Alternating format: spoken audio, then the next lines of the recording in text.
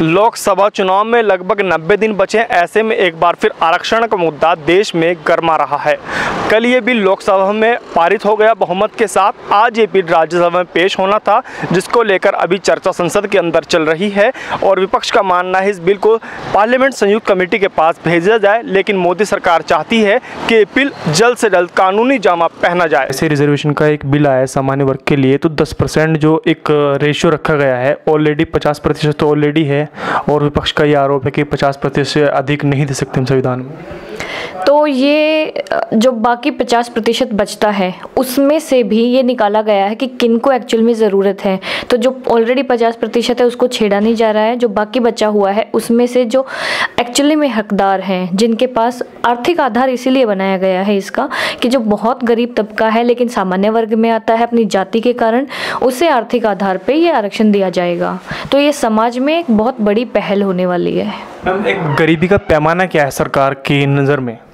सरकार ने जो इसमें कुछ क्राइटेरिया दिया गया है कि जर्नल में जो लोग आते हैं उनकी 8 लाख से 8 लाख मतलब maximum, not exactly 8 lakh, 1 lakh भी हो सकती है, 2 लाख भी, 5 भी, 6 भी, तो मैक्सिमम उनकी लिमिट जो है 8 लाख है। और वो 8 लाख सिर्फ किसी एक सोर्स से नहीं कि उनकी सैलरी आ रही है या किसी काम से, बिजनेस से उनके 8 लाख आ रहे हैं।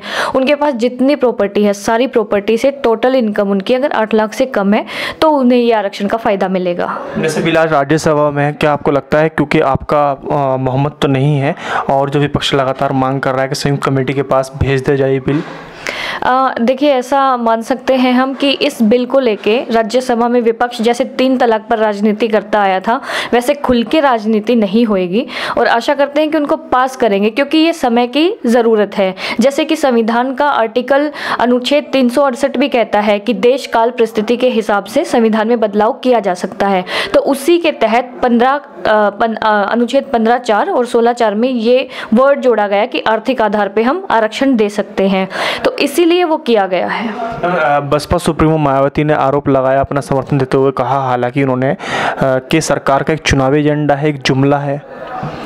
देखिए, क्योंकि इलेक्शन नज़दीक है तो तमाम विपक्ष पार्टियां ये बात करेंगी ही। अगर 4 साल पहले कोई कानून लाया गया है तो उसके बारे में भी ये कहा गया कि आप वोट बैंक की राजनीति कर रहे हैं, लेकिन सरकार का काम है नीतियां बनाना, कानून बनाना और देश का विकास करना।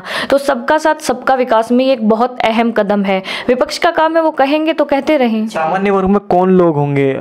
कल एक क्राइटेरिया दिया जा रहा था जो कि धावर गहलोत, एक केंद्रीय सामाजिक अधिकार मंत्रालय, उन्होंने लोकसभा में कहा स्पीच देते हुए कि ये लोग होंगे। तो क्राइटेरिया मतलब किसकी जाति के लोग होंगे? देखिए, जाति धर्म इसमें नहीं है। सामान्य वर्ग में जो लोग आते हैं उनमें जो आर्थिक रूप से कमज़ोर हैं, जिन्होंने कभी जाति के आधार पर आरक्षण नहीं लिया है, जो SC ST में नहीं है, OBC में नहीं है, वो तमाम लोग जो इन 3-4 कैटेगरीज में नहीं आते हैं वो सामान्य में माने जाते हैं। तो वो सामान्य के सभी लोग इसमें काउंट होंगे। तो आरक्षण के मुद्दे पर कहीं ना कहीं आपको लगता है कि भारतीय जनता पार्टी को इसका बेनिफिट मिलेगा 2019 लोकसभा चुनाव में? देखिए, अगर लोगों के लिए नीति बनाई गई है और लोग उस नीति से खुश हो रहे हैं, नाराज होते हैं तो वो नुकसान भी पहुंचाते हैं, खुश होते हैं तो वो साथ भी देते हैं।